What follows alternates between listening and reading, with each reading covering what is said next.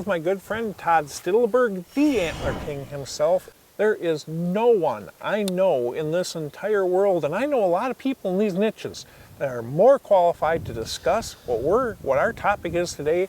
How do we meet their genetic potential? Now, I think we all understand that most deer are going to mature and have their largest racks somewhere between 4 and 6 years old. And some of those deer, if they were on the perfect diet, may never get over 150 inches. There's one other product, our honey hole, with the Brassicas in there. That surprised me. We tested that in February several years ago, and the protein content was well over 20% protein, which I'm not that focused on protein in February. The most important part of that soil or that forage test for me was the energy. The energy level in that honey hole was nearly as high as corn. And the honey hole is Antler King's Brassica. Yes, that's our main Brassica. And when people talk Brassicas, remember, Brassica is a very large family of plants, and what Brassicas you're using makes a really big difference. It really does. Huge difference. It doesn't matter, really, to a great extent, it don't matter what you eat. It matters what you get from that food, the digestible energy from it. It does not matter if that whitetail is eating an 80% protein diet. If it ain't able to digest it, it might as well be eating sand. Right. Yep, it's got to be very digestible. And you made mention of we have it planted in our garden. Why? Well, not only is it a tremendous food source in that critical February, March, April time period in the upper Midwest and Canada and so on, but what it does for the soil is phenomenal. We've got buckwheat in there, which buckwheat is a tremendous soil builder.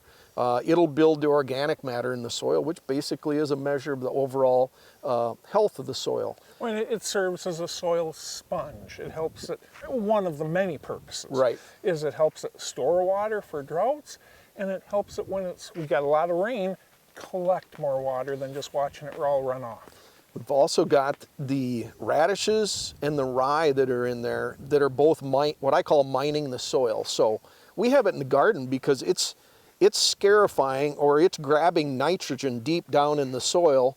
It's grabbing potassium. It's grabbing other minerals, bringing them up right towards the surface. And then in the spring, we'll till that under and it becomes green manure, really, is what it is. It's not that it's adding this, it's just taking it from way deeper in the soil than most plants' roots are reaching, because it has such an incredible root system, and bringing it up to where the other plants can utilize. Exactly. Final thoughts brought to you by Huntworth. Every whitetail, every buck is born with a genetic cap. This is as big as it can get. That's why genetics plays such a role in this. Age obviously plays a huge role as well, because they grow as they mature. You're not going to get a buck's, unless he gets hurt, you're not going to get a buck's largest rack at 2.5. It just isn't going to happen. It's going to fall somewhere between the 4.5 and 7.5 range. Technically, a myth is that whitetails' racks are programmed to go down in time. They're not. It's that their bodies get broken down as they age. I don't know if you can relate to it, just like mine is. I'm not, I'll tell you what, I wake up in the morning and how'd I hurt myself? Oh, I hurt myself sleeping. As you age, your body just starts paying for all the sins of your youth. Same happens with the whitetails.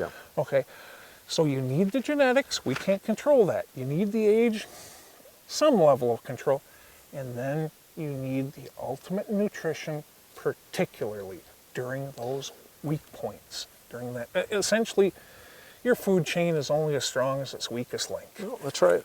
Yeah. I've been blessed to have had several 3-year-olds, 3.5-year-old bucks on my properties over the years that have went in 170s as 3-year-olds. Well, those deer are world-class deer. There's no doubt. If I can get that deer to 4 or 5, put him, give him the nutrition he needs, we're looking at a 200-inch whitetail. There's no doubt.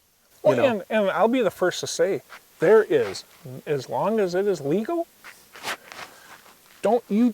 There's nothing I find much more disgusting in this world than people like me, people that are unbelievably spoiled, lecturing to others what you can and cannot shoot. What is it? Oh. No, but that said, they have every right in the world to harvest any legal buck.